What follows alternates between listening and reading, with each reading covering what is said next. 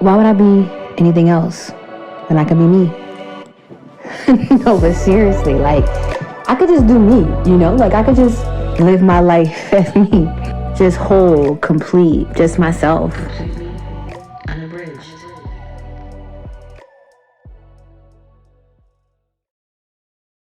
Hello, and welcome to episode 9 of Unabridged. Yay!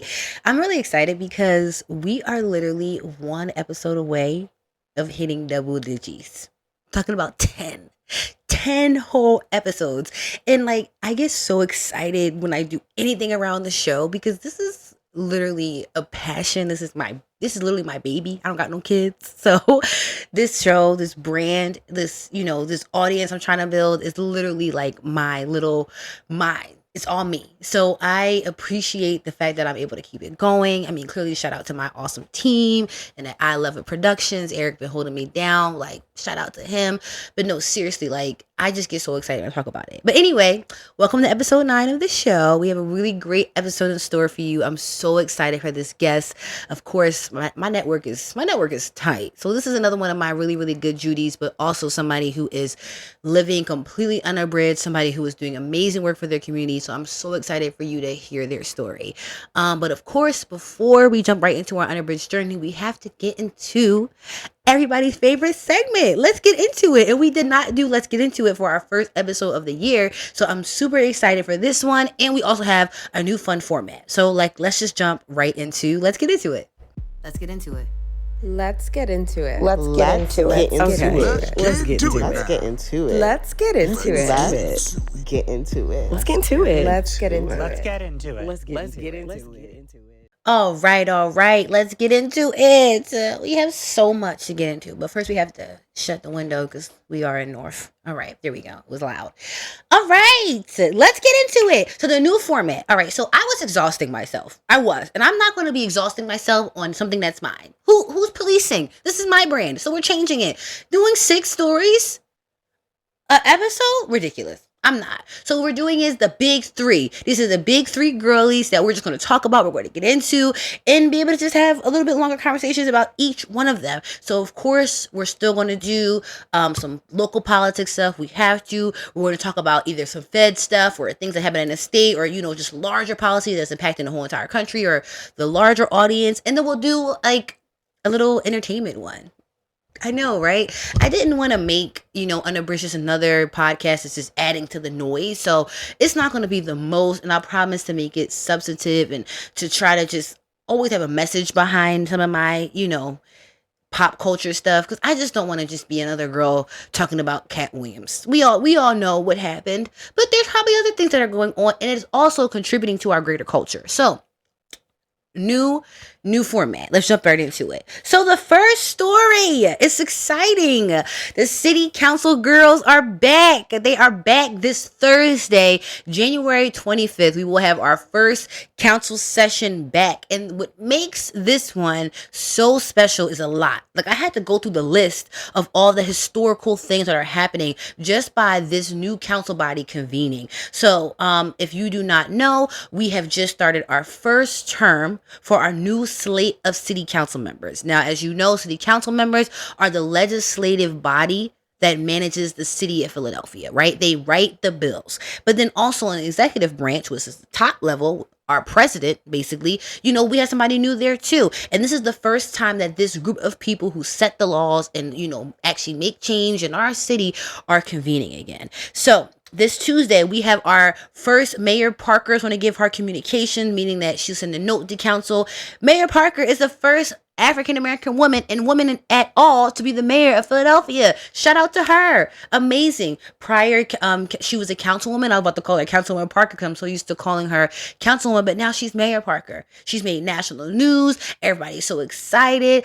And I think the one thing that makes me really excited about this Sherelle presidency, this Sherelle admin is that Sherelle is going to take you to church. Mayor Parker is going to take you to church. She could be talking about taxes. She could talk about suicide. sewage line. And you would just be like, oh my God, girl, like, let me grab my Bible. So I am so excited to like just have that energy back into the city, because a lot of just sadness is taking over Philadelphia because we just haven't had an executive, somebody who just was awake and alive for the job, no shade to, oh boy, he had a lot to deal with, but still, like, I'm excited to see somebody who is hyper, a black woman, and black ladies, we just come in and we are just like, all right, what's the plan? What are we doing? We're action this, action that. So I'm excited to see, what the admin does. I'm excited to see how she responds in things like crisis and, when we have major issues. I'm excited to see how she, takes things like 2026, our bicentennial year, what she can do with that. I'm really excited to see that. So in addition to Mayor Parker, we have just a myriad of new council members. So if you guys don't know, council is made up of 17 members, right? 10 district seats, meaning they represent a particular area of the city, and then 7 members who represent the entire city, and those are called the at-large candidates. So this going into this body, we have 5 OG candidates. And when I say OG members. And when I say OGs, I mean people who have served more than 2 terms in council. Only 5 people. That is unprecedented. When before there might only be like 1 or 2 new people that were joining the body every 4 years. No. This is 5 people who have only served more than 2 terms. We have 4 members who are going into their 2nd term. That means that they have only served 1 full term. And then we have 8 members who are either brand new or who have never completed a full term. Now, I know some people are like, oh, well, what about, like, you're talking about Member Lozado and Member Harity. Exactly, right? But Member Lozado, Member Harity, Member Squilla, they all came in during a special election, meaning that they came to complete someone else's term. So this will be their first full term as council members. And we have really never seen anything like that before. And then we also have just a really unique body in terms of demographics. We have 3 black men under the age of 40. When my boss got elected and he was 35, that was like, oh my goodness, like, he's the young guy in council. Now it's 3 of them. It's 3 of them, 3 young black males. We have our first female majority leader. Now, the majority leader, if you can kind of take it in the larger context, they're like the number 2 in council, right? So after the council president, you have the majority leader. That's just leadership roles. You get a certain set of jobs. You don't got to get into that, but they're the number 2 in council. We have a female doing it for the first time in history, and she's also the youngest person to ever hold this position. And then last but not least, we have our first member, openly member of the LGBTQ, the LGBTQ is finally in council. They are here. Shout out to Rue Landau. So we just have a diverse, a young, a new body. And I think in this age where everything around us is changing. I mean, AI, people want to bring AI to local government. I learned today that we just got computers in my lifetime in council. And I guess, that's probably like not that much because I'm 30 now, so whatever. But like, we're also having AI conversations. We're talking about data. We're talking about, ways of implementing technology. We have to move faster. We're dealing with a lot of real new age problems that I think that this new body of such diverse minds, diverse demographic, diverse lived experiences could really come in and shake some things up. So look out for the girls this Thursday. If you want to watch our government in action, I'll pop the link in the show notes, but it's phlcouncil.com. Don't quote me if I'm wrong, but I'm pretty sure it's phlcouncil.com. You can watch it online. It's supposed to be that way. Shout out to the Sunshine Act.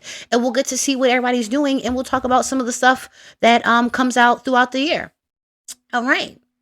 What do we got next? This next one isn't as fun. I'm not too excited about this one. The race for president is shaping up. On Sunday, this past Sunday, forgive me for not having a day. I think it was the 21st. Yes, because that was yesterday when I'm recording this. So yes, yesterday, January 21st, Ron DeSantis dropped his behind out of the race. I'm happy about that. Snaps for that. Snaps for that. Get that crazy book banning man out of the race. Get him out. Because everybody called him like the smart Trump. Like, if Trump didn't really know what he was doing. So yeah, but DeSantis, he really know what he was going to be doing. So he would really have known how to ruin the government. So we're happy he's gone. Go back to Florida. Take it back there. Finish your lawsuit with Disney, because I know the girls are still knocking at that door. But go handle that. Get out of here. So now the Republican primary is down to Donald Trump and Miss Nikki Haley. Now, if you don't know, Nikki Haley is a former UN ambassador, and she's also a South Carolina governor for about one term. I know we hear ladies and we're just like, oh, okay, maybe she's not that bad. No. Nikki was just on TV last week talking about she want the girls to work till they die. Okay. So over there on the Republican side is still crazy conservative each other who can out conservative each other. We're still in that battle right now. But DeSantis dropped out, so it is now officially a 2-person race. And where we are right now in the races is that every state is having their own primary to determine who will be the actual candidates on the ballot come the general election in November. Now, for the Democrats, Biden, he's the guy. We're going to get into that after this. But the Republicans still have to figure out who their nominee is going to be. And unfortunately, Donald Trump still has a chokehold on these Republicans. And the fact that, after this, the first primary that just happened, which is the Iowa primary, Nikki and DeSantis finished 40 points behind Trump. Now, they were right next to each other, but Trump was 30 or something points ahead of them. That means this man still has such a clear pathway to be the nominee that is ridiculous. In the article that I want to link in the notes today, which I used to prepare, he still has 92 charges against him after he left the rally where he thanked DeSantis for giving him his endorsement after he dropped out of the race. He went to New York for his defamation case. What? Imagine, let me just paint the picture here. Imagine if Barack Obama had a ticket. I'm not even giving him fraud. I'm not giving him allegations of rape. I'm not giving him none of that. I'm giving my man got a parking ticket. My man parked illegally in a towing spot and had to go to court in New York. They would be on. How could the president of the United States have blah blah blah blah blah blah blah blah blah blah blah blah? What? And this man has 92 charges of them, and one of them is inciting a riot that attacked the Capitol of the United States of America. Come on now, what are we doing here? But it looks like they're going to keep going. Nikki, she has this idea in her mind that now it's just a one-on-one. People are going to be, more likely to vote for her. They're not, girl. You're in the Republican Party. You're in a party that wants to ban abortions. You're in a party that does not clearly, and this isn't I'm just saying this, I'm Republicans. No, from their actions, they clearly have issues with females, with women, with anybody who does not identify as a cis het white male. They have an issue with, and they are showing that through their legislative priorities. So, Nikki, girl, what makes you think that you are going to be the one to bypass this? And that brings me to my last point about why the Democrats, we got a lot of work to do. I saw a post the other day, and I really liked this synopsis because it was you may not like voting for Joe, right? But you can vote for Joe now and get to vote for somebody else in 4 years. Or you can vote for Donald Trump and never get to vote again. Those are the stakes. And I don't, people think, oh, this is, where the Democrats are always claiming the sky is falling or blah, blah, blah, blah, blah. But that is literally the case. That is literally the case right now. We are at a dividing line of the stability of our democracy with this race once again. And we're always going to be at that line as long as people continue to allow Donald Trump to run for office. He has proven already, he has a track record of showing us how he is going to act. Before, people were giving him this outsider thing and, oh, maybe because he's a businessman or trying to sing and, people in the hip hop space used to love Trump. Let's give it up to him. We don't know what he could do. But now we know what he could do. Now we know what he can do. And I know people want to talk about these checks, right? Because I know that's the one thing y'all be holding out for is the fact that we got free money from this man. But do you feel how expensive everything is right now? Are you having a hard time going to the grocery store, right? As a single person, I struggle right now just getting groceries in my house. You know why that is? Because of all that free money. Nothing is for free. All this inflation that we're dealing with right now, yes, it is up to Biden and his team to clean it up, but this all started because of that free money we were getting during the pandemic. Now, I'm not saying people did not need that. I'm not saying that was something that was, not an amazing thing that came in at a time when people really needed it, but the administration of it was horrible. The execution was not it. So a lot of the things that especially black people try to pin to why they might want to vote for Trump, which I, for the life of me, do not understand, you have to really dig into it. You got those checks, but now we are suffering. We are suffering. People are struggling right now. You want to know, talk about student loans? And I know I threw shade on student loans, right? I know I did throw a little shade on student loans because I'm still in the middle of that. But the reason why is because judges that were appointed by Donald Trump allowed them to hold the policies to cancel our student loan. Let's get into it. Let's talk about it. Like, we are in, and we're literally facing another time of 4 years of this man. I got my hand on my hip. Y'all know I'm mad. Listen. This is how we talk about feds. Like, the fed girlies are too much. It's either Donald Trump about to be y'all man again, or I got to talk about somebody's war. It's a mess. It's a mess. So this is why we need to be informed, when we go to the polls. And another thing that I just want us to remember, and while we're thinking through this, while we're getting ready to vote, like, we have to remember where we're getting our news from. Right. And I don't call myself a journalist. I am not. I'm a commentator. I am somebody sharing my opinion. But I, not to just pat myself on the back, have been working in the political space for almost a decade. I have worked with candidates at the state level. I work with candidates at the local level. I have trained women to run for office that have gone on to do incredible things. Like, I have a little bit of credibility in this space, right? So let's make sure that when we're listening to people who are reporting on this election moving forward, that we think about their credibility. I'm looking at you, Charlamagne. I'm looking at you, Tasha K, because your influence over, especially community of color, is real. So you have to be mindful of the things that you're saying.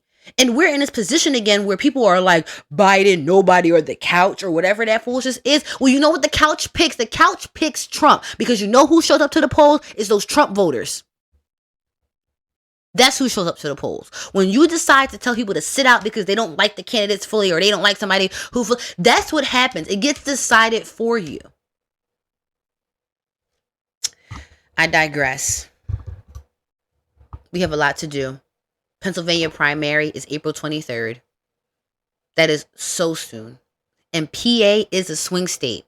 So how we vote is a major dictation for how the rest of the country is going to go. We have responsibility. Let me take a sip of tea real quick before I go into this last one. I get so fired up when I talk about the feds. They just do too much. All right, let's talk about the fun one. This is the last one for our big three. So the last one of the big three. So on a little article by Complex and another couple tweets that I saw, they were talking about how so many black TV shows are just getting taken off the air. Just like prematurely. Like, why are you taking our black shows? And some of the shows, right in the feels. Southside. Did y'all watch Southside on HBO? That show was so good. It was like directly targeted to ghetto nerds. Yeah, ghetto nerds, right? Because it was just like, it was kind of weird. They did a lot of weirdo stuff, right? But it was also like, this is so black. This is so black. And it was funny. It was just a level of comedy that we just did not have anymore. Legendary for the girls. Shout out to our Philly's own Jason Bourne was on Legendary and killed it. We have Grand Crew got canceled. They had my girl Nicole on there. I love me some Grand Crew. Black people drinking wine and just having amazing jobs, dealing with their problems. How come we can't have those narratives? Then the one that killed me, the Black Lady sketch show. The Black Lady version of Saturday Night Live. That's where Quinta was. We got Quinta from there. I mean, she had a couple steps before that, but they got Quinta from there. That was a part of her path.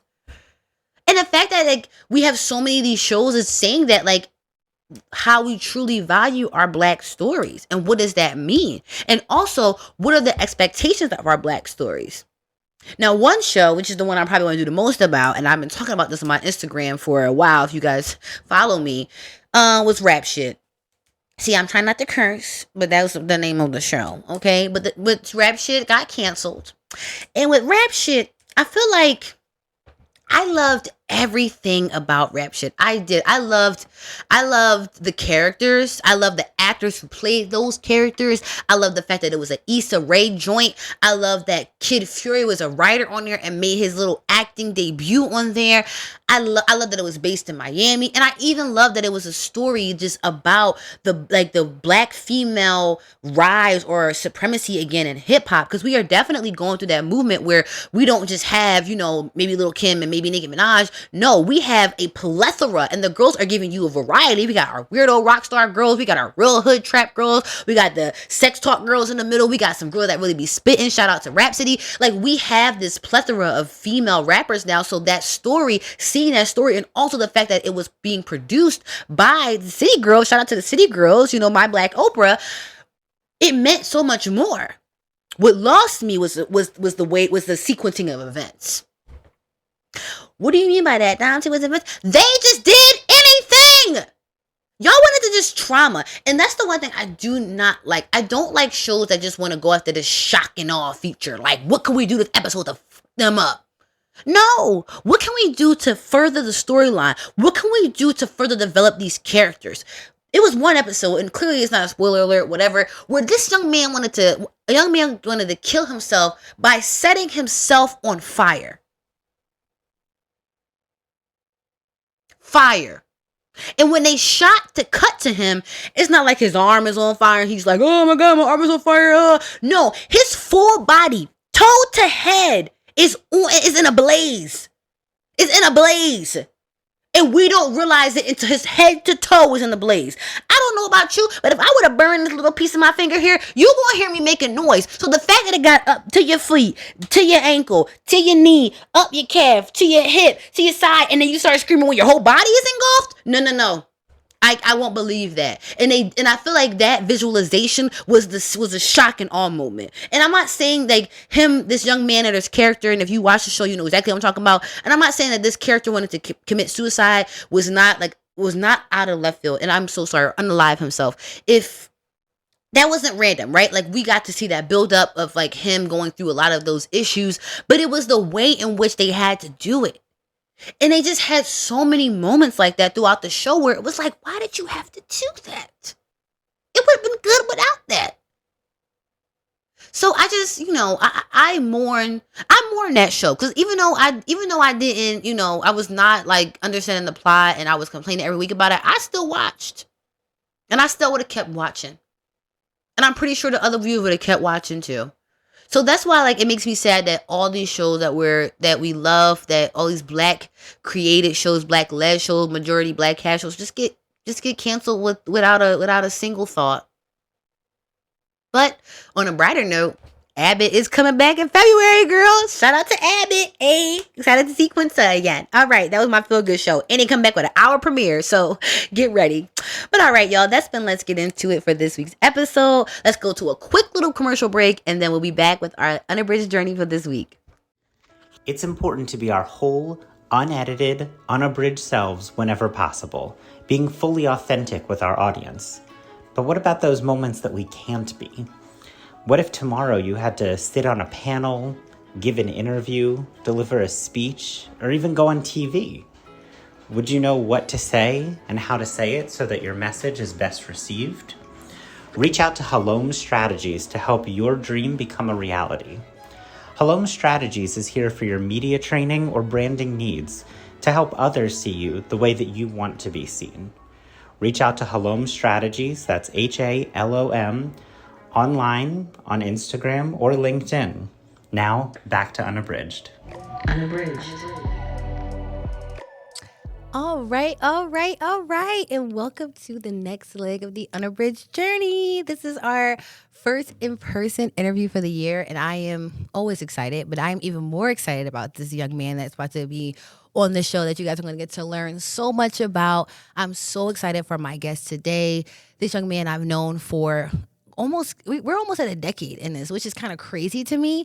I've watched his progress. I watched him grow. I watched his journey, and I have been so honored to. And I'm so excited to just share that on the show. So welcome to the show, the Democratic candidate. Let me get this right for the 201 State Rep House District for Pennsylvania, Mr. Andre Carroll. Hey, Dom. Yes, that is true. I'm excited to be here. Thank you for coming. No, thank you for having me. I want to say congratulations on the show. You know, I've had a chance to listen to a couple episodes, and you're doing your thing. I mean, what you say, like, you got a chance to see my progress and my growth, and I got a chance to see, you know, you do the same thing. When I first met you, you know, you wasn't a chief of staff. You know, you didn't have a podcast, and you know, we were just two kids on a softball field trying to make it. Right, it was a softball field. It was a softball field. So wait, so for you guys to give a little background, so you guys are like, what are you talking about? So me and Andre actually have the same mentor, Mr. Isaiah Thomas, and Isaiah connected me to Dre because he got connected to Dre really randomly, and we'll get into that story.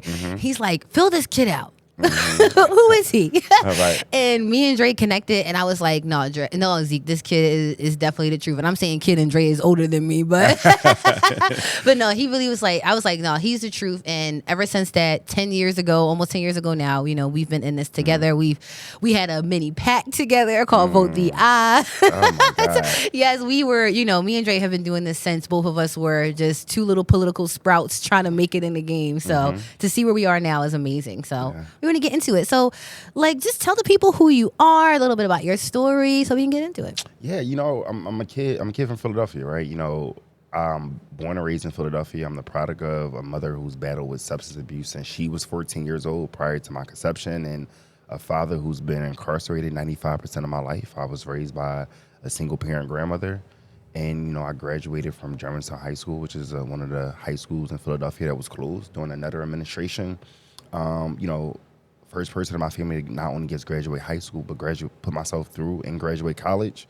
And it's been a journey, you know, and, you know, my story is very similar to a lot of young black folks in the city. And, you know, I've gotten more comfortable with telling the story as I gotten older. But this is me. This is who I am. And now I'm running to be the next state representative in the Germantown, Logan, and West Oak Lane area.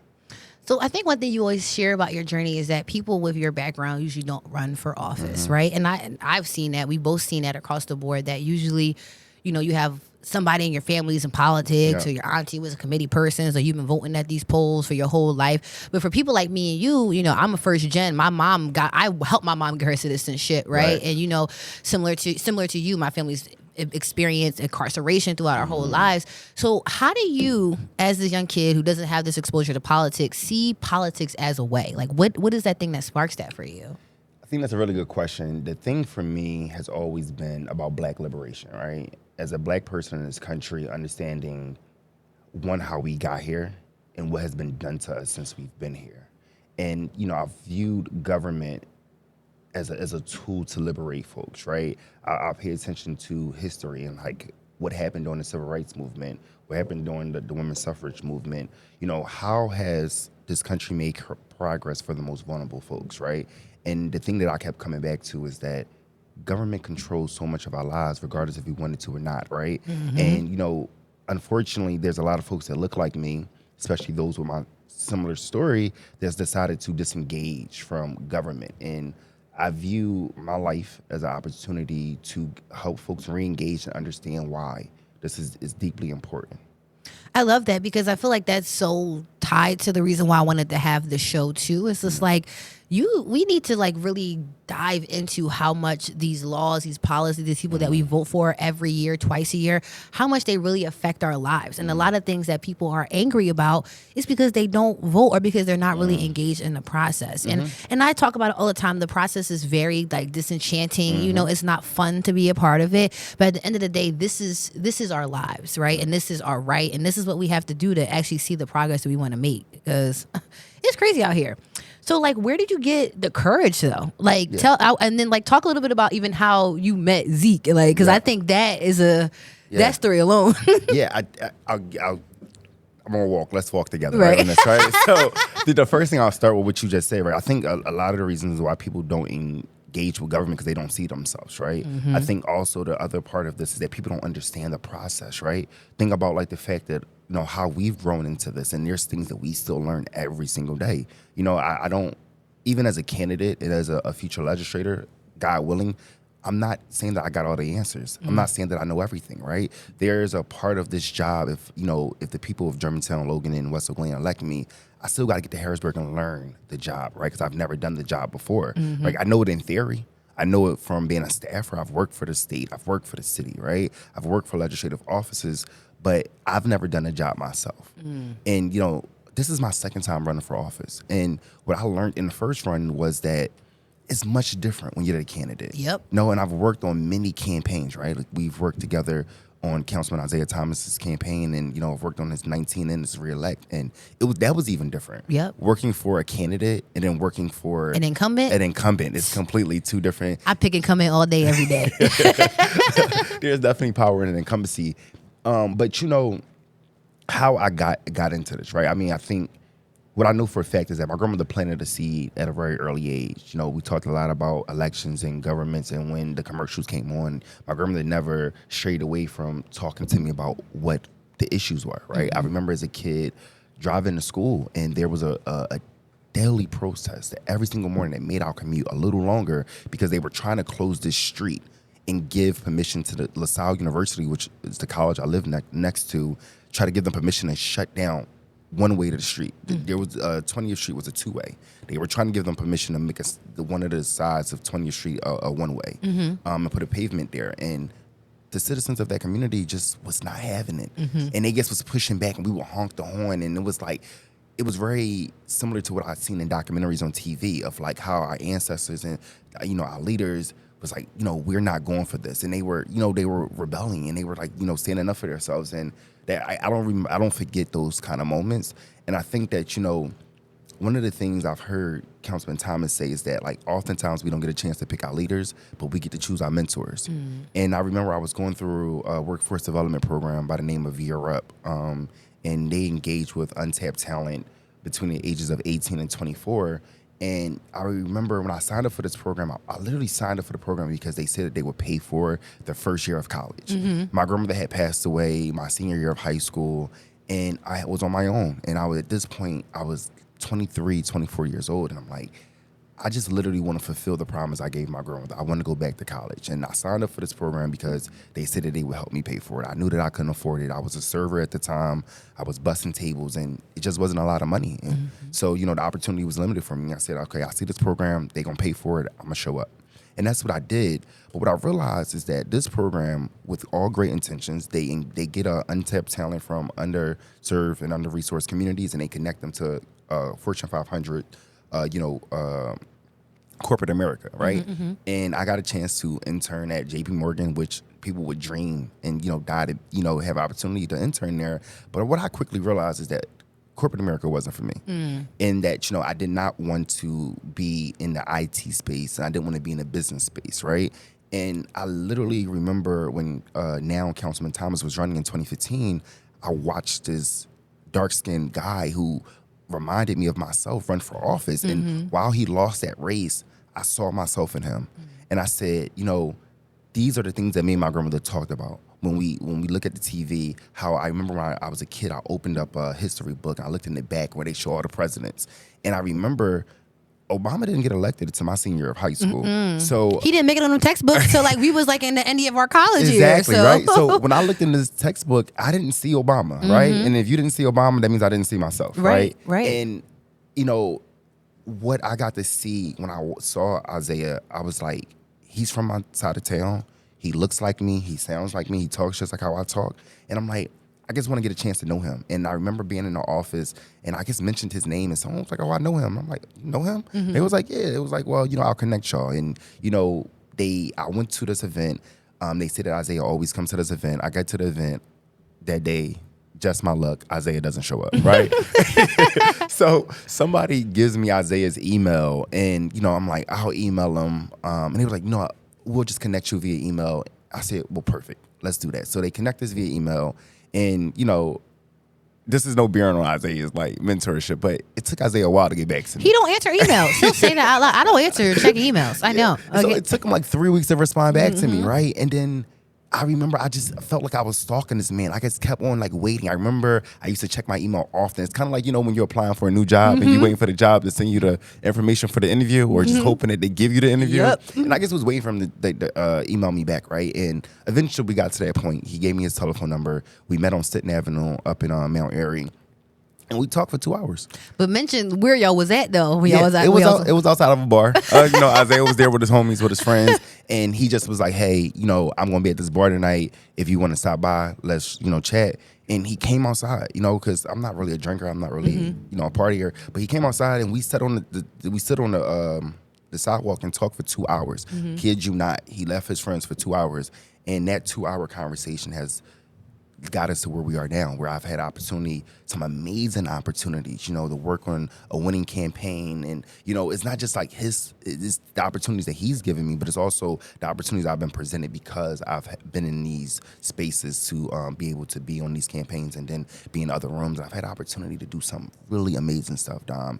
And, it's just the power of mentorship and just, really following your heart and taking the opportunity when it's presented to you. Life, for me, is about timing. You have to meet the moment when the moment arrives. And, that makes the difference between where you really want to be and where you currently are. That's real. And that's why I wanted to really drive home to that point, because the setup for that relationship was not perfect. Like, it was like raining outside, y'all just sitting out there chatting, but that ended up being a major part of your journey. And I also think that's one of the reasons why I love you. And I think that's one of the reasons why Isaiah was just like, yo, we got to pull this kid in, because it was just like, it was his fearlessness. And I don't think, especially people coming from our space, don't feel that way, especially when you kind of go after your dreams and you don't have the guidebook, right? Because nothing about politics is like being a lawyer. We want to be a lawyer, all right, you get this degree, you go to law school, you take the bar. When you want to be a politician, there is no step-by-step plan, right? So I think like carving it out and staying still and staying very like centered in yourself through that journey is such an amazing feat, because all of us can't do that. I mean, we see people come in this game and leave this game and come in and out because they don't realize the actual work, and that it's not going to be a straight shot. It's going to be like, all right, I'm going to fall and I'm not going to win this time and I'm going to keep coming back. Which takes me to my next question. So you mentioned before, this is not your first time running for the seat. Yes. It's the second time running. Yep. So why are you doing it again? And how are you doing it again? Yeah, I think, that's a good question, Dom. And, what you just said is very true, that like politics is not linear, right? And, it's very messy at times. And, but the thing about it is you get a chance to really create. You get a chance to express your creativity in ways that people may not understand, right? I think that, some of the things is I really love serving folks. I'm a problem solver, right? Like when I was a kid, my favorite subject was math. Like I just wanted to solve the problem, right? Like you put it in front of me, I'm like, this is not answered. How do I get the answer, right? And that's always been my thing. English, not so much. But, math was my thing. And that's how I view service, right? My thing is I meet an individual or several, and they have an issue. And how do I get to a solution that they need? And I found some creativity in that. Like, for instance, right, like the last few Thanksgivings, right? Like, I'm not the most holiday-oriented person because, just the way that family structures are set up. I didn't grow up. I just grew up with me and my grandmother, right? And then once I lost my grandmother, the holidays became a disconnect for me, right? So now I spend my holidays making sure that other families don't have that disconnect, right? And driving around my community and dropping off turkeys, right? Or election day, right? And understanding that these committee people don't get paid. And I just drop off snacks and waters and just meet people and say like, this is who I am. This is what I'm able to do. This is the access I have to the resources. How can I help you, right? We live in a city of 1.6 million people. And, we have city council of 17 people. They can't reach everybody, right? And it's like, it's going to take a community to really be able to get this done. You asked me, like, why am I doing this again? This is where my heart is. We hear young people talk about maybe the idea of being a rapper or being a doctor or, being whatever it is that they want to be, right? I want to be a public servant. And, I wake up every single day excited about this, right? And a lot of times this is not driven by money, right? There's a lot of things you do, like when I'm dropping off turkeys or I'm at the polls or, even when I go up to the prisons and I spend time with the young people, right? And I'm mentoring people who are forgot about, right? These are young folks who are being charged as adults and they're in a county prison with adults Like, nobody thinks about these folks. Like, they're just removed from our communities. I don't get paid for those things, right? But the thing is, it's my passion, right? And the reason I'm doing this again is because when I ran for a state rep in 2022, I ran against a 10-year incumbent, right? Someone who had been serving this community for a decade. And, there was a decision that was made in Harrisburg that I felt put more folks that look like me at risk for the experience that I had with my father. What bill in particular you're talking about? So there was a bill around mandatory minimums. The prime sponsor was State Rep Almond Brown, and my rep Kinsey at that time had co-sponsored the bill, and I felt unprotected that the person who I had voted for was willing to put more people who look like me in prison, and felt that this was the only way to make my community safer, right? And, I said, when Barack was leaving office, he said, if you don't like who you're being represented by, get a clipboard. And that never left me, right? And, having an opportunity to work in this space, oftentimes you're like, people like me don't run for office, and I may never run for office. And, sometimes you think like, this is something I would want to do, but the reality or, the ratio of this actually happening probably isn't going to happen, right? But that time I was like, there's an opportunity here, and maybe I should put my name in the hat and try, and I started to have the conversations with first, Isaiah, because, this is my closest relationship in the space. And, we started to talk this through and said, okay, well, this is who else you need to talk to. And I spent like 6 months talking to folks just about the idea of even running before even actually doing it, right? And then, then you get to the point where you actually become the candidate, and then you got to have all these conversations about support, right? And then you get to the point where you got to go outside, and then you start to actually ask voters to now vote for you, right? There's a very layered thing. It's not just like you just appear on the ballot and then people vote for you. But now, during the process, I got to meet more people in my community. And on election night, when we realized that we weren't going to be successful, what I did realize, though, is that there were 4,300 people who wanted this campaign to be successful. And when, we didn't win, a lot of the time over the last year and a half, I thought about what happens to these 4,300 folks. Although they didn't get the representative that they desired, they still exist. And how do we make sure that they get the things that they wanted to receive, right? And, I was like, Isaiah, he ran 3 times before he got it, right? Isaiah spent 10 years just trying to get inside the building, right? And I said, who am I to just give up after the first try? I didn't get it the first try. I am my only child, and I do, sometimes feel like, I should get it, right? But it's it was a humbling moment, and I said, we didn't get it the first time, but guess what?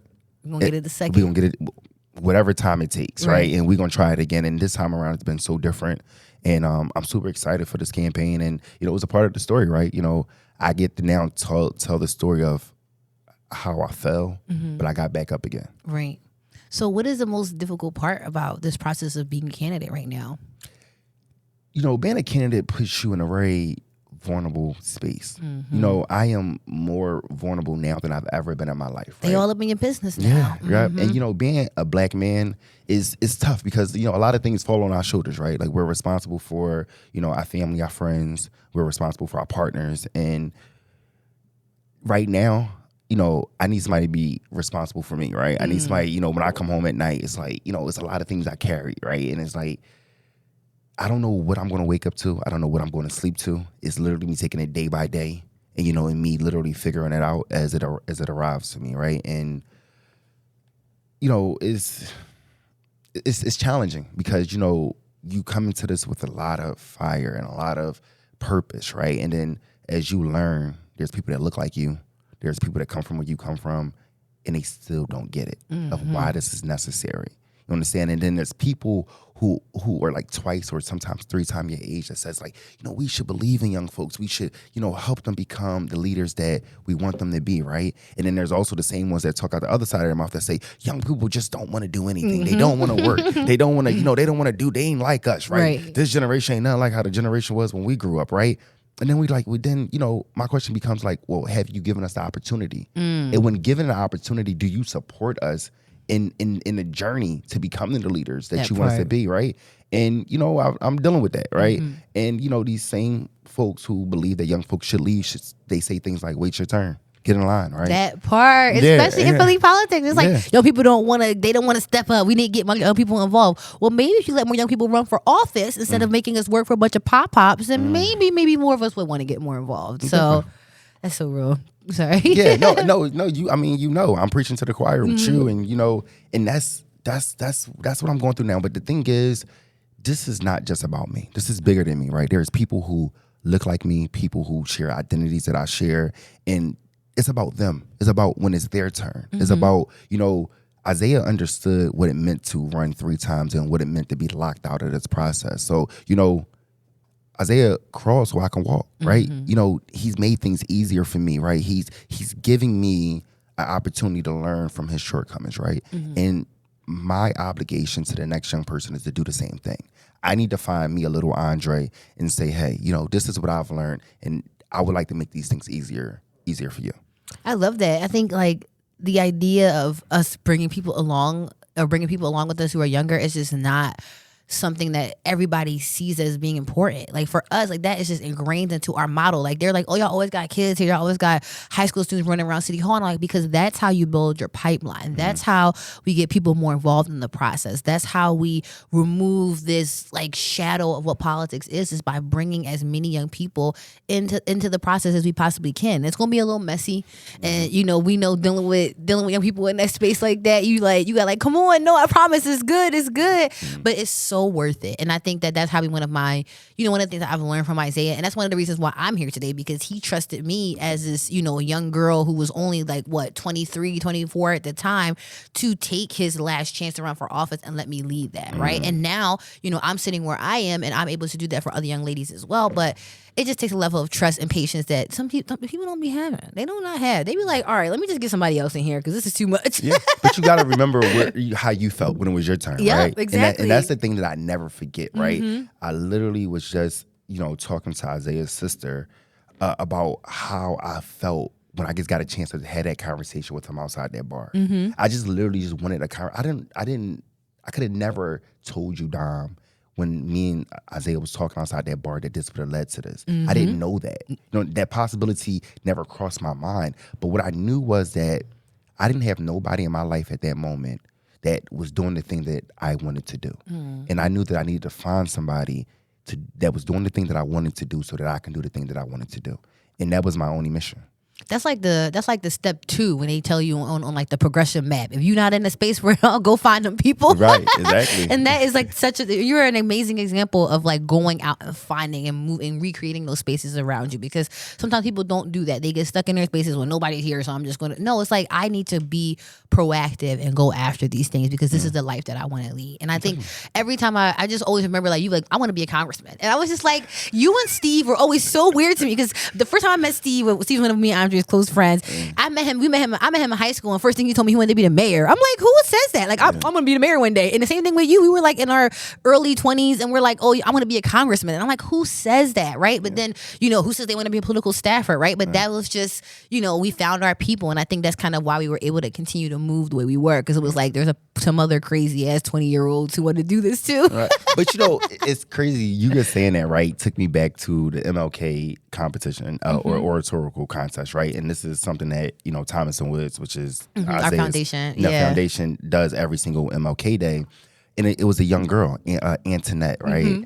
And she spoke about the audacity, right? The audacity. And just listen to you say that, right? And I was really young. I was probably 23, 24. And I'm I want to be this, I want to be. And it's just the audacity, right? But it's good audacity, right? Because it's the audacity to dream. Right. It's the audacity to envision, the audacity to think that you can be this thing, right? And, that's important. Everyone deserves the audacity to chase the things that they should want to be, right? And, I think that's what's missing in a lot of young folks' lives. We're not giving them the audacity to dream. I remember when I was a kid, my grandma used to tell me all the time, you'll be anything you want to be. And she made it her business to always remind me of that, right? Regardless of who I was, how the world perceived me, what the circumstances were. You can be anything you wanted to be. And that was something that I just took with me, right? And that's a part of my confidence. The audacity for me to believe that folks in Germantown could vote for me, right? Right. I don't come from a space that says that I should be a state rep, right? Or I should be an elected official. But my whole thing is we can change all that, right? Right. The audacity is because I have the lived experience of my neighbors. That's why I want to represent you. That's why I should represent you, because I understand what you're going through. Right. I don't think that, white men or, people who are disconnected from my experience should have a say in what goes on in my life. I don't believe that. Right. I believe that people who look like me, who sound like me, who come from where I come from, should represent me. But why not me? Right.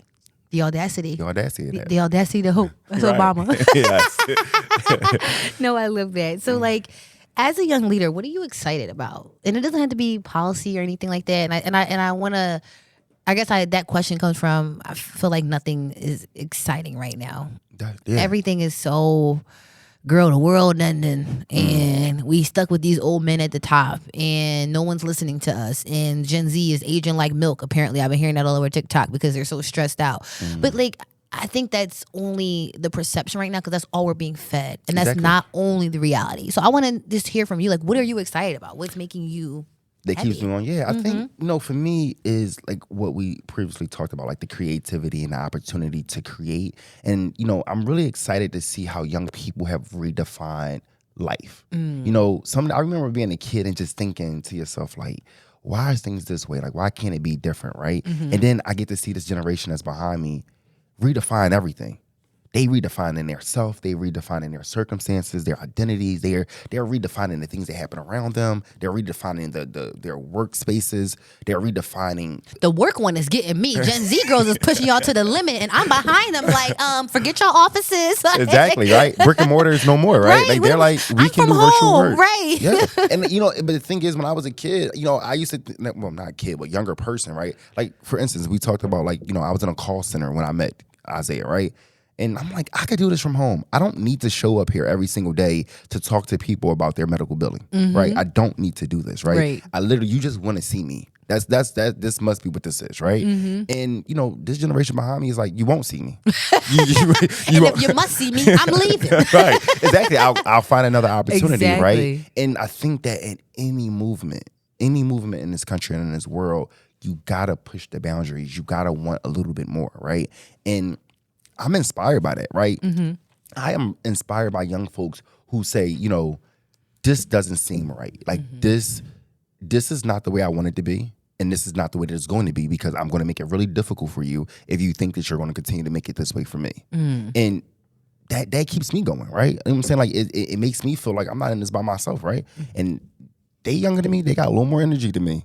So if I can go get a couple of them, I'm on the right side. Not only am I on the right side of history, but I'm also on the right side of this fight. So, Right, that part. Yeah, so that's inspiring me. Young people really, really inspire me. Even when I go to the prisons, I sit on the board of a nonprofit called Brotherhood, and we engage juveniles who are under 18, who are being charged as adults, and they're right now incarcerated on State Road. And this is an adult facility. And I go there with just I'm not a judge, I'm not a lawyer. I'm not a police officer. It's nothing I can do to change their circumstance. But what I can do is listen to them. I can learn from them, and I can literally give them the hope that we haven't forgotten about you, right? And they inspire me a lot because they keep me young, right? We were just discussing before we started the show about how, we are the adults now, right? Like, I'm the uncle that's downstairs playing spades that say, get back upstairs. Right. And say, Stay at adult conversations. Right. But what y'all up there doing? Because they're Right. making a lot of noise, right? But, the thing is also I'm very disconnected from what's happening on day to day. Like, we spend so much time doing this work that I don't get an opportunity to hear the latest news, the latest trends, I may have bought 2 pair of sneakers in the last year, right? Like, I just, it's just not important to me now, right? Right. But these young people are like, that's not hip. That's not right. Mr. Dre, you got to do this a little different. We don't do it like that no more, right? And, that's helpful, right? And it's inspiring because it's like these young folks, they got their own thing. And, I remember when I was young and I wanted people to hear how we do things, it's a little different. And, I'm not disconnected from that yet. I think that's why it's so important to have young leaders, or at least younger leaders, because, you can't help it. As you get older, you do start to remove yourself away from those conversations with young people is just not in your space. Maybe you're just not, if you're not naturally like a basketball coach like Isaiah or something like that, then you're not automatically going to be around young people like that unless you're kind of a little closer in age to them. And that's how you get disconnected from the youth experience. That's how you start getting narratives like, oh, well, those young people are messing this up, or these young people are so this and they're so that. It's like, well, have you talked to them? Do you know what they're going through? Because Isaiah says this all the time, and I steal this from him, and I would never want to be a young person right now. I would never, ever. If I was 16 years old right now, I would be like one of them 13 Reasons chicks, because the world right now around you sucks. It tells you that the planet's probably not going to last for you to be old enough. It says that the politicians around you don't give a shit about you and you can't do anything about it. And then you probably lost half of your high school experience because of COVID, and no one told you anything about it either because we didn't know what was going on either, right? Like I was afraid and like completely detached from everything during COVID. I can't imagine a young person, you know, during that time and what they felt like. So no, it's like, what conversations are you having with them? Because these young people, and I know it sounds so cheesy, are our future, right? Like this is how we're sustaining, is by what we're pouring into them. And the continuous criticism of them or othering of young people is the reason why we have this disconnect. Like, it's ridiculous. No, it's true. And that's why, you know, I think for me, a big part of being a leader and, you know, stepping into this role, you know, in this political space is about how do we meet these young people where they are, right? You know, we talk a lot about parks, recs, libraries. I truly believe in those. We should fund those, right? But my thing is, young folks, they want to make money. Not only do they want to make money, they're ingrained into technology, and there's an opportunity to do both, right? Like Twitch is a real thing, right? I've never been on Twitch. I don't have a Twitch account, but I know Twitch because I have a 14-year-old little brother, right? And I've watched him communicate with his friends, because my little brother, for those who don't know, he lives in Baltimore, but he comes up here every single summer. He comes to the camp, Thomas and Woods. And he still stays connected to his friends through, you know, technology. You know, him and Isaiah's oldest son, ZJ, they build a friendship through that. Yeah, exactly. But this platform and medium gives them an opportunity to get paid doing the very thing that they thoroughly enjoy doing. Yep. You know, they would do this thing regardless if they got paid or not, right? And my thing is, why don't we take this and why don't we make this a bigger platform? Why don't we make this more inclusive? We recognize that young folks have social interactive issues or concerns that we realize is not allowing them to resolve conflict. Why do we not use the thing that we know works, because we've seen the young people do it, and why do we not invest into this thing to give them the opportunity to be successful, right? Why do we keep throwing things at the wall that we know is not going to stick because we tried to throw it there before? And that's the thing about government that disencourages folks, because government, we some kind of way try to reinvent our failures. Yep. And we got to stop. Yep. You know, that's insanity, right? And young folks, whether they can articulate it or not, a lot of times they give us the answer. Yep. They tell us what it is that they really want to do and how they want to be treated and handled. And we, some kind of way, try to still decide for them. You know, and I think that we got to do a better job at that. And that's one of the things I've seen your office do. You know, you did the convention. A PHL gaming. Yep. And that's something that, you know, it was a great turnout, right? I got to see a lot of the pictures and videos from that. I'm like, we need to be doing more of that, right? Yo, when we were doing that event, and this is and I'll probably put some more notes about this because we are going to be doing PHL gaming again this year. Look out for the summertime. But like, I didn't know shit about gaming. Even when Isaiah came to me and said he wanted to do this idea, I'm like, I don't know nothing about. I don't even when I was younger, I didn't even play video games, right? Like I'm not a hand girly. I was a soccer player, so like that was really like out of my mind. But then like as we started engaging more in the community, people were popping out the woodwork, and they were all young, like indie. I met like a group of indie game designers, and it was like over 500 of them, and they were all between the ages of like 25 and 30. And I'm like, do you understand how much politics would like be drooling at the mouth if they had 25 engaged people from 25 to 30? Like that is a demographic, right? Like that is the voting population right there. And it's like, well, yeah, because we're not talking to them and engaging them in things that we want. And this is the first time they've seen it. It's like people coming up to me being like, wow, government needs to do more like this, or government never has done anything like this before. And I'm like, well, great. Like, I'm happy you like it, because I didn't even know what the results were going to be at the end, right? I'm just listening to Isaiah and listening to, you know, shout out to Nicodemus and Jump Button, who's my partner in that. And like had no idea that this is what, you know, they were experiencing, or it was that much engagement in it. So straight up listening to the youth. So Dre, what do you want to bring to Germantown, West Oak Lane. What's the other neighborhoods? Germantown, West Oak Lane, and Logan. Get into it. Germantown, West Oak Lane, and Logan. So if you're in Germantown, West Oak Lane, and Logan, this is for you. Yeah. I want to bring some hope. I really, this is a community I grew up in. I was raised by my grandmother. I now own my childhood home, the home that my grandmother bought when I was, or purchased when I was transitioning into 6th grade. I think I was going into 6th grade. And I now own this home, right? And this is a home that I got a lot of memories in, and I look forward to either, giving it to my brother or, because my little brother's 14 and he'll be in college in 4 years, hopefully, that's the plan for him if that's what he decides. And also maybe my future children, right?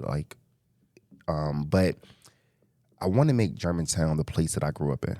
A lot of things has changed in my community, and there's a perception, you're uptown girly, as you say. And that uptown has this perception that, we're just good. That we're one of the sections of the city that, we're just well off. Yep. And that's just not the truth. We're struggling like most folks, unfortunately, in this city, right? We are the largest, poorest big city in the country. And that's a real reality. And a big part of that largest, poorest big city is my neighbors and myself. And, I want to bring hope, resources, and I want to bring back the feeling of community that I used to feel. That's really my intention. I want to get Germantown and Logan and West Oak Lane back to a place where we love on our neighbors and we feel connected to our neighbors, right? That even now, we just had a snowstorm, right?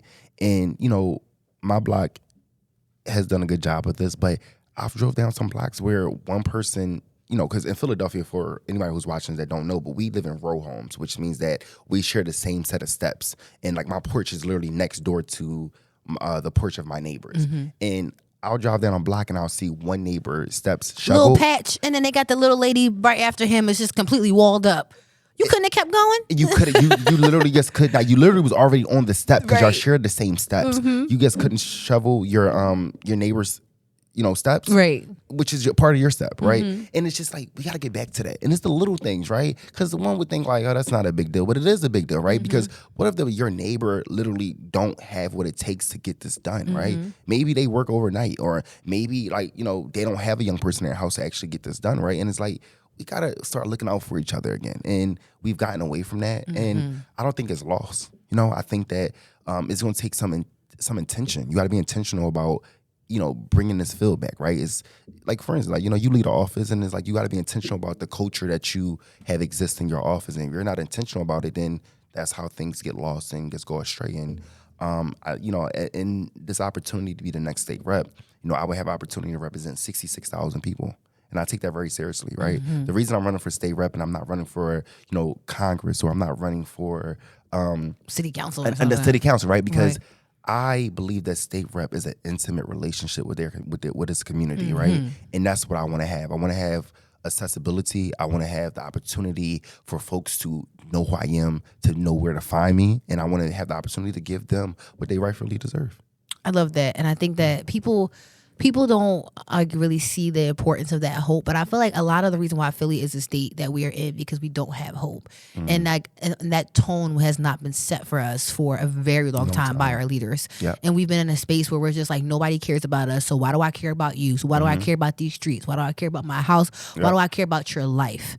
And that's how we get the gun violence problem that we see. That's why we keep seeing these young people who are at the root of this because they don't feel cared about and they feel like they could just do whatever they want. And if you don't feel like you care about your space, why do you have to act a certain way? And I think that was one thing, whether you love her or not, whether you're excited about it or not, that was what I was excited about Sherelle, because one thing Sherelle gonna do is take you to church and give you that pastor loving no matter what. She could be talking about taxes, she could be talking about potholes. She's going to take you to church, and having that excitement again from somebody who's at the top, that's the policy, whatever, that's cute and all that happens in departments and hiring, but it's can you bring us back to where we are excited about living in the city of Philadelphia again? Can you bring me to the space where I'm I like it here? Or if something bad were to happen, that you're I got y'all. I recognize that this is bad, but we gonna fix it together, because that is what it means to be a part of a democracy. That's what it means to be a part of a people-centered government. We have each other, and the people always act like I don't see myself as being a politician in that space or like liking politics, but I love the idea of government, right? And when you do political theory, they tell you that government was us giving up parts of our free will because we wanted community and wanted to take care of each other. Yeah. To me, that is beautiful, right? And like that is the essence of why we have government. And I feel like that mission has been lost. It has been lost for so many years at this point. It's two things you just said, right? Sherelle often says, cleaner, greener, safer city, yep. right? And it sounds like a cliche, like, and I'm pretty sure when she sat down with the consultants and her team and they came up with this and landed on like this is going to be the slogan for the campaign. But the reason why it resonated is because that's what's needed. Like we don't have clean streets. Yep. We don't have safe streets, right? Climate change is a real thing. Yes, it is. And we gotta get a hand on this. We can't keep talking about this and asking people to come to the polls and vote for this in theory, right? Where is, the action? Right. And we gotta get to that. Another thing you talked about young people, right? When I go to the prisons, a lot of the times I end up like being like this history teacher. I've also used to be a substitute teacher, right? And a big part and unique challenge of being a substitute teacher is like, how do you connect with young people and how do you do it quickly? Yep. Yes, right? So, a lot of the times I start with this basic question, right? I often ask, the people, the young folks at the prison, why is the 76ers called the 76ers? And they often say, I don't know. Why is it called the 76ers, right? I'm like, okay, well, then the next question becomes, well, what year was this country founded? And they're like, and then they start throwing out some answers, right? And I say, all right, well, the country was founded in 1776, right? And I'm like, do you see a correlation between why, the birthplace of America would be, You just told me something. right? Yo. Yeah, there's a correlation. Everything in life is intentional. And I had no idea why they call them the 76ers. Yeah. And, so, With the belt? Dumb. So, oh, my God. Young people, I had a young person tell me the last time I was at the prison, they're like, I never had somebody invest their time in me like this. They said, if you was my teacher, I probably wouldn't be here. And I said, wow, like, are you serious? They was like, yeah. They was like, the teachers don't care. They give us the work. If we don't get it right, then they just move on. And I'm like, that just wasn't my experience as a kid.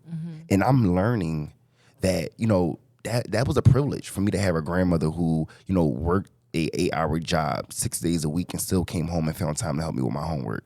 Every child is not offered that opportunity. Right. And we gotta, I know, understand that a lot of people say it starts at home, but what happens when it don't happen at home? Right. And that's what we gotta remember, that this is a generation like myself. We've been disconnected from that kind of teaching because we are the children of the war on drugs and the war on mass incarceration. And a lot of us grew up without that kind of stability in our households. And that doesn't mean that these young folks should just go uncared for. That just means that you need to take on an extra child. You need to have an extra, if you got 2 kids and they got a friend, now you got 3 kids, right? We got to get back to that, right? And if you don't got no kids, find you a kid, to really, pour into. Like, we can't leave this earth the same way that we received it. I love that. And these interviews always go by so quick, and we're going to go over, and I don't care. But we were talking a little bit about this before the show started, and I really wanted to ask this question, and I always have to ask my final question, which is the show theme. But so a lot of folks, they may not know, or or they don't like automatically think of you as a part of the LGBTQ community, and that's not something that you're like, oh, I'm waving the flag around, even though it's not something that you run away from, right? Yep. Like you are openly, with your identity, but you have always explained it to me in a way that I always thought was really dope. I mean, even though I would say you're not one of my fun gay friends, but because you don't want to go to the shows with me, but I said it earlier, like you are not a gay politician. You're a politician who just so happens to be gay, right?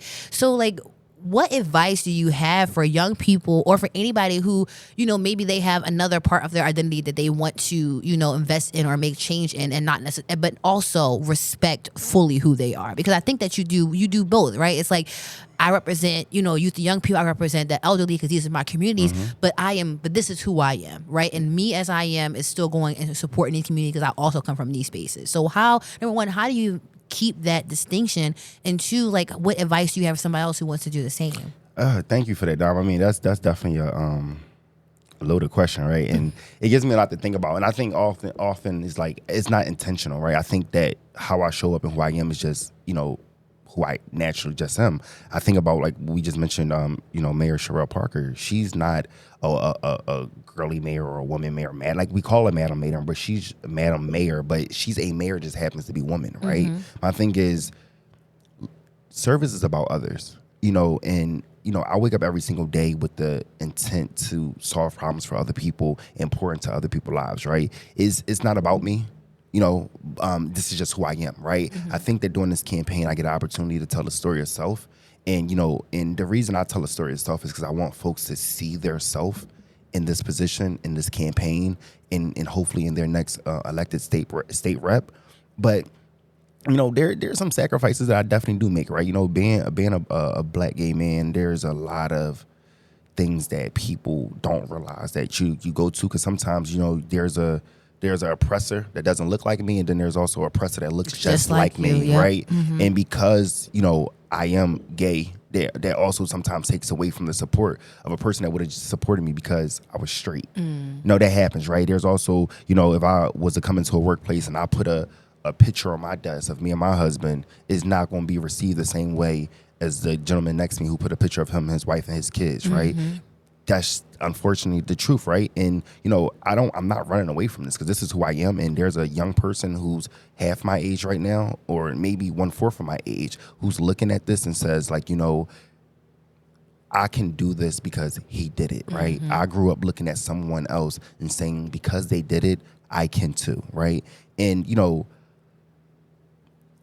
I am now in a position where I can share that challenge and that struggle, right? And I think you just got to find out where is appropriate to take those interpersonal identities and present them to the world. But like, my job is not about being gay, straight, or indifferent, right? My job is about making sure that the people who I have access to, or who have access to me, are receiving the resources that they rightfully deserve. And I think a lot of times we're in this phase of identity politics where people take the identity and make that person all of that, right? My thing is, that's not. I'm not just a black man. I'm not just a gay man. I'm not just a poor man, right? My whole thing is, there's a lot of, identities that I share, but there's a lot of complexities of who I am as a human being, right? You know what I'm saying? About caring about seniors and caring about young people. And, I've just decided to focus and keep my center on people. And that's why, folks, they sometimes don't know those about me, because I'm not sharing those things. That's not what I'm leading with, right? And another thing too is that people have a perception of who gay people are, right? That they are this way, or that they're that way. And my thing is, look at gay people the same way you look at black people. They're not a monolith. They come in different shades, shapes, interests, and all of that, right? Different professions. We're not all just interested in fashion. We're not all want to be models. We all not, very well put together. You all don't like drag queens. Yeah. Love them, right? But I'm just maybe that's not what I participate in, right? Ballroom, right, is a thing, as a safe space for young, for queer, and LGBTQ members. But I've been there, I've shared some time there, but that's not you. That's just not what I thoroughly enjoy, right? I grew up playing football. Right. I grew up playing tennis, right? I grew up being athletic, right? And there is in this country a real interest in disconnecting people from the LGBTQ space from athletics, right? But I grew up on a football field. I was tackling other men, right? That's not a thing that people associate. Like, when they're like, oh, he's gay, then he wouldn't be interested. That's not true. Right. I watch the Eagles every single Sunday and Monday. That's what the time they come on, right? And your tennis love for me was out of nowhere. Like, Dre knows more about Serena Williams than anybody that I know. And it just, I be like, how, girl, why? I mean, she's, for instance, the same way people are inspired by Michael Jordan and Kobe, I'm inspired by Serena. The tenacity, the audacity, and just the heart of a champion. To see a black woman be so fearless, that inspired me. And and I guess because I'm gay, I get a chance to get away from this macho approach to inspiration. Men don't like to say they're inspired by women. I see that, right? Serena Williams inspires me, right? Because this woman, she, as a young girl, was on the tennis courts dodging bullets to chase her passion. You know, I ain't never dodged a bullet before. Right. So my thing is, if this woman can commit so much that she would dodge a bullet to become, you know, make history in this sport, I can get up every single day and do the work that I do. You know what I'm saying? Like, my circumstances ain't what her circumstances were. Like, they may be tough, but they ain't the same. Right. And those kind of things inspire me. To see a black woman almost lose her life multiple times, even to give birth, right? Those kind of things really inspire me. I'm like, I'm a man. I'm never going to have to endure that. So my thing is, if she can get up every single day and do that, I can too. Right. You know? And yeah, that just, you know, is get to know people, right? And we got to get away from this, like, oh, this because this is who you is, and this must, you know, this is the perception, this is who they're going to be. That's not true. Right. Every woman ain't the same, every man ain't the same, and everything in between ain't the same. Right. People are individuals. That part. Yeah. So I have to ask my final question, which is the question I ask all my guests. The show is called Unabridged, which means to be your full, unedited, your whole self. So what does that mean to you, to be completely unedited, to be your full self? Yeah, you know, in government, there's not a lot of space to be that, right? People look to you for the answer, right? And, you know, this interview and, you know, this campaign is about transparency, right? And being unedited and being like, just who I am. This is who I am, right? And, you know, we're also in the phase right now where people are actually inspired by unedited folks. Think about some of the celebrities right now that these young people are looking up to, right? I won't make any mentions of any names because I don't want nobody in the comments going crazy. But take a pick for yourself of some of these celebrities. These are unedited people. These are not the celebrities that receive the media training of our faves, right? They didn't get that kind of training, you can see. Right. Because they're making they're making mistakes that are like unforced errors, they would say in tennis, right? Right. And that's fine because it makes them who they are. And that who they are is the connectivity to the average person. And I want to bring the same approach to government. You know what I'm saying? Like, one of the things I loved about your office is when you guys took on the arts and culture task force, and you were like, we don't know nothing about the arts and culture arts and culture space, but what we're gonna do is we're gonna bring up people in the room who do. Right. Right? And that's my approach, right? My thing is, like, I ain't got all the answers. I ain't gonna tell you I got all the answers. I got a lived experience and I got a theory of how I think it should go, and then I also got work experience where I know this is what exists and this is how it's been. And my thing is, how do we marry these three things and make it what we want it to be? Right. Unabridged. Love that. Whole unedited. Yep. So how can people support you, Andre? Yes. You know, my name is Andre D. Carroll, and that's my handle on everything, on Twitter, on Instagram, on Facebook. My website is www.andredcarroll.com. And, you know, now that I'm running for state representative, it's everywhere. You know, the faces are everywhere and is very visible. And please, you know, go to the website, sign up for updates. We send out emails and, you know, text messages, and, you know, we need it. You know, this is a real opportunity to create a real movement and do something different. And I'm inviting everybody to get on board. We can make this what we want it to be. Dre, thank you so much for coming on today. I overly appreciate this. And I always love these conversations so much, especially with people who I have like such long relationships with, because I feel like we get to dive into it a little differently than we usually can. So no, I appreciate that. I appreciate you for being so vulnerable. And for the listeners, I will be linking all of Dre's contact links, ways to support him, resources that he's going to need from you that I can't say, but he can say. We're going to put donate. all that. Yes, That's that part. Yeah, please donate. Right. Listen, I ain't got no millionaire friends. Yes, no, we young black people, so we need all the money. Yes. But $10, I'm telling you, it goes a long way. That part. So that's why I'm going to make sure we have all the links to that on our website and any of the show notes when we post on the Instagram, so people can continue to follow your journey and also be really a part of this movement that you're creating. So thank you so much, Dre, for coming. Thank you, Don. Thank you. And that's been Unabridged. And that has been Unabridged. Thank you so much for joining the journey. Be sure to like, comment, and subscribe wherever you listen or watch the show. Also, check out our website. That's unabrdgpodcast.com. We'll see you in 2 weeks.